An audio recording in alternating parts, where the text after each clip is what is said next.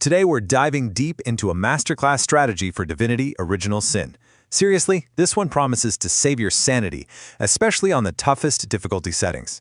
Okay, let's get right into it. So, let's start with a question I think every single deep RPG player has asked themselves at some point. Are you spending more time managing your inventory and swapping party members than, actually playing the game? You know that feeling, right? Your adventure just grinds to a halt because you need your crafter, but they're stuck on a bench back in town. Well, there's actually a name for this whole frustrating loop. It's called the Mule Meta. It's that constant, tedious cycle of teleporting back to the Hall of Heroes, swapping in a specialist for one little task, and then swapping them right back out again. It totally breaks your immersion, and honestly, it's probably the #1 reason people burn out on high-level runs. But what if there was a better way? The source for today's explainer gives us this really powerful philosophy designed to just eliminate the problem entirely. And I love how its creator puts it. The goal here is singular and simple: to preserve your sanity. It's called the blended identity philosophy, and the core idea is pretty brilliant. Every single character in your party has two jobs. The first is their combat payload. That's how they deal damage and win fights. And the second is their utility purpose, the essential life skill they bring to the table, like bartering or crafting. And the key is these are blended into one single cohesive build. So, what's the end goal here? Just imagine a playthrough where you never have to go back to the Hall of Heroes to swap characters. You never have to manage a dozen different gear sets for your crafter, and you never ever have to reload a save just because the wrong character started a conversation. That's the whole promise, a permanent 4-person squad that can handle literally anything the game throws at you right then and there. Okay, so how do we actually build this dream team? This whole architecture is built on 4 very distinct, blended roles, and it's super important to remember. Every character is a damage dealer first, but it's their specialist purpose that really makes the whole system sing. Let's meet them. First up, we have the support. Now, this character isn't just a healer, not at all. They are the tactical anchor for the entire party. You should really think of them as the field general, controlling the flow and the positioning of every single battle. And here's where you can see that synergy in action. Their combat payload is all about those area-wide buffs. But their true purpose combines a high leadership skill with telekinesis. This lets them totally manipulate the battlefield for a super low AP cost. I'm talking about dropping indestructible chests from their inventory to create instant walls and enemy bottlenecks, all while keeping that buffing aura up. It's genius. Let's move on to our second role, the face. This character is your economic engine. They're the person who funds the entire operation. But here's the thing. They don't just talk a good game, they are also one of your absolute hardest-hitting damage dealers. Their damage payload is all about high burst, just deleting priority targets right off the map, often using powerful scrolls they can afford to buy in bulk. And that's where their purpose comes in, maxing out bartering and charisma. They get these massive discounts from vendors, which means your party is always decked out in the best possible gear, way ahead of the normal curve. They literally buy your party's power. Next up, we have the control character. Think of this role as your master artificer. And while they are definitely more than capable in a fight, their real power is sitting right inside their inventory, just waiting to be unleashed. See, their purpose is mastering crafting and blacksmithing. So between fights, they're sharpening weapons and enhancing armor, giving permanent stat boosts to the whole team.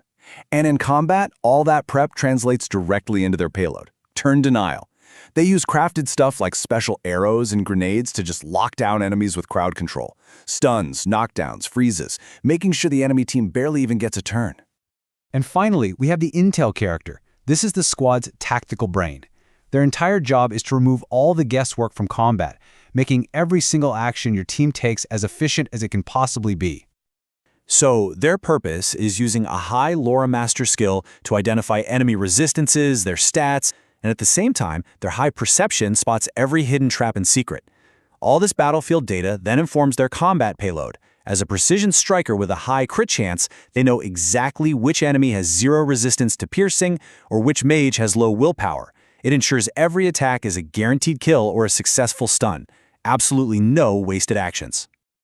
Okay, so how do we actually translate these roles into hard numbers? We've got the philosophy down, but this next part is the practical blueprint for making it all work on honor mode, where, one mistake can end your entire run.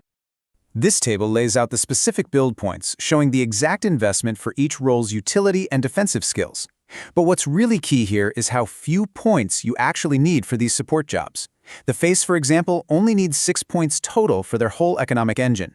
This minimalist approach creates a super stable foundation, while leaving this massive combat reserve. We're talking over 30 points for each character to pour straight into their main damage skills. Now, the logic behind this is so important for survival. First, you set up a defensive floor with level 2 and willpower and bodybuilding. That's to avoid cheap deaths from stuns or freezes. Next, you only spend your precious hardpoints on skills you absolutely need during a fight, like leadership. For everything else, like bartering and crafting, you just let your specialized gear bridge the gap to the skill cap. And here's the golden rule: don't spend a single point on utility until after level 6. Early on, it is all about combat survival. And to optimize your attributes, you can follow what the source calls the golden triangle. It's simple. First, get your main damage stat, strength, dex, or intelligence, to at least 15. Second, make sure your speed stat lands on an odd number, like 9 or 11, because that's the only time your action point recovery actually goes up. And third, and this is a big one, you slot rubies into your gear to max out your resistances. It's a much more efficient way to stay alive. All right, we've covered the philosophy, the 4 roles, and the build blueprint. Now let's bring it all together with a simple, actionable checklist that'll make this whole strategy run like a well-oiled machine during your playthrough. This is your 4-step operational loop. It's a rhythm. First, coordinate your character's social traits to get free points and skills like bartering. Second, use the suitcase system. That means keeping separate backpacks with your plus crafting gear or plus bartering gear, so you only have to swap one single item instead of 5. Third, perform the maintenance loop after every single level up. Your control character sharpens weapons and upgrades armor. And finally, in combat, you follow the binary rule. If your intel character spots a 0% resistance, the entire team focuses fire on that vulnerability for a guaranteed lockdown or kill. Simple. By blending identity, you completely escape that tedious Mule Meta. You end up creating this synergistic, self-sufficient team that's powerful, efficient, and, most importantly, just way more fun to play from start to finish. You get to spend your time adventuring, not managing. So the only real question left is, how are you going to use this philosophy to blend your next adventure?